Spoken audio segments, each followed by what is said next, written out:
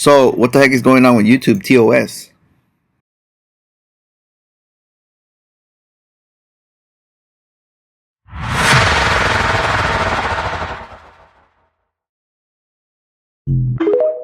Hey, what's going on, gang? Welcome back to the channel. I'm your host, hugosmokes.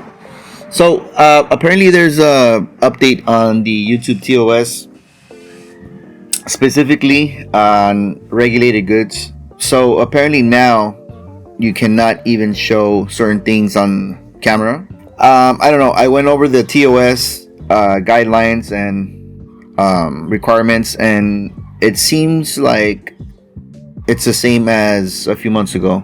So either people are spreading rumors or they're being very cautious on their channel, which I understand. You know, we don't want our channel to be eliminated from the platform, right? Because we love creating content and we love sharing our experiences with certain things. But just to be on the safe side, I'm gonna change it up here a little bit on this video and going forward. I do still have a few videos in the bank which, you know, I show certain things, certain items which are now, I guess, prohibited to show on camera.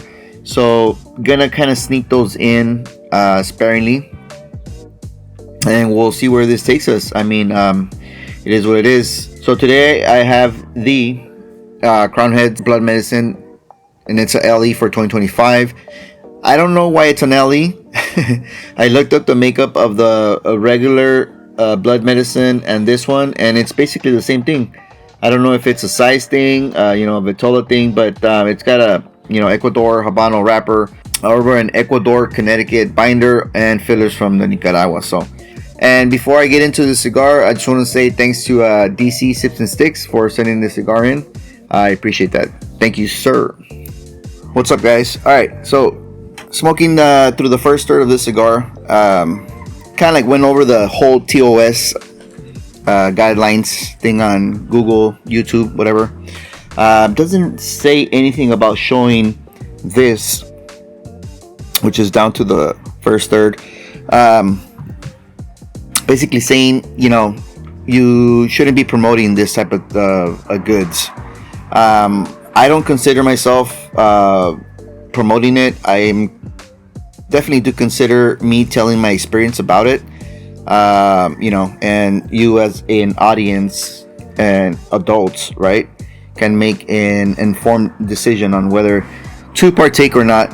But so yeah, I mean, I guess, you know, as long as I'm not puffing on this thing, which I think is what they're going for, we might be okay in the time being. But, you know, to summarize the experience here in the first third, it started off very weedy, then getting these semi-nutty notes that are interbedded, so every like third puff, right? And then becoming very herbal with a light coffee finish and a zestiness. The retrohales thing was kind of moderate at startup, which was very surprising for me for Crown Heads. Again, I didn't smoke the regular release of blood medicine, just didn't really catch my attention. And then that retro thing increasing to like a 5 to 6 clicks out of 10, so medium plus now. So growing in intensity, and it's herbal. There's a white pepper spice that's mainly attacking the sinus cavity, along with a citrus zestiness. So that's pretty much what I'm getting here. Nothing that's gonna win any awards in my opinion, but a enjoyable experience, especially here in the morning. So I'm gonna continue smoking this cigar down into the second third, somewhere along here, and I will be back for my next update. Welcome back at the end of the second third. Super wonky burn line. Did touch it up once already, and it's still canoeing a little bit. So construction is not that great on this cigar. It's box dried. It's about 61 and 62 bottom and top, so I don't know. Anyway, kind of simmering down here in the second third, just very herbal on the palate. Smoke is coming in very herbal, I'm sorry, very bitter. You can feel it on the tongue. It's a bitter sensation, like, you know, lime zest or lime juice, whatever you want to call it. And then semi-nutty on the finish, so it's alright. Retrohale sting diminished back to 2 to 3 clicks out of 10 on the retro. It's warm and fuzzy though, like a cinnamon roll. So it's got like some, you know, baking spice and then like this semi-sweet finish, just pretty pleasant, and then very floral as a secondary tone. So I don't know, it's a very interesting cigar. Keep chugging this one down, but the one thing I did want to say is that, you know, the future of content creating really, I think it really stands in the hands of the viewer. You know, YouTube has been age restricting most of our videos, and I say ours because, you know, I have friends that are content creators as well, and not only have they been age restricting actual reviews, but also lives, which is kind of like, never heard of that before. The best thing to do now is pretty much word of mouth. We're back to like the Stone Age, you know. So tell your friends, you know, if you like the content, spread the word.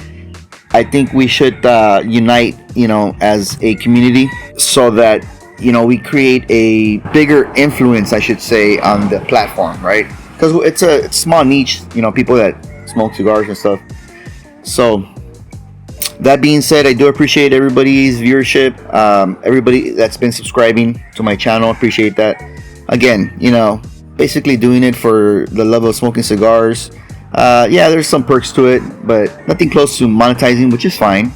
I know it's something we do pretty much as a hobby. So with that being said, let me finish this LE, and then I'll be back for my final update and closing thoughts on this cigar. What's up, guys? Welcome back. I'm at the end of the cigar and touched it up again. Nice ash standout on the cigar, to say the least. And mainly picking up on the palate and herbal bitterness. It's a little bit off-putting at times, but then it's kind of decreasing at some other times, so it's okay.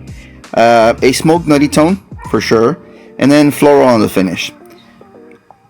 On the retrohale, getting a mix of a white pepper spice that's stinging about 5 to 6 clicks out of 10, so medium plus. A floral note consisting of specifically jasmine, very perfumey, and an herbal note on the finish. And that's pretty much it. So I mean, cigar was actually pretty enjoyable, to say the least. Definitely one of the more enjoyable Crown Heads cigars I've smoked in a while. For me, typically Crown Heads has this like spice that lingers on the palate, which I usually don't like. This one didn't really have it. It was replaced by like the herbal floral tone that was perceivable on the long finish. The cigar has been burning for an hour and 40 minutes. So actually surprising, because it had a wide open draw, which I forgot to mention in the beginning. And the price point on this cigar is about $10.50. I think it's adequately priced for the cigar market right now. Again, it's an LE. I'm not sure why it's an LE. The blend, as far as like, you know, the makeup of it, it looks very similar to the regular release.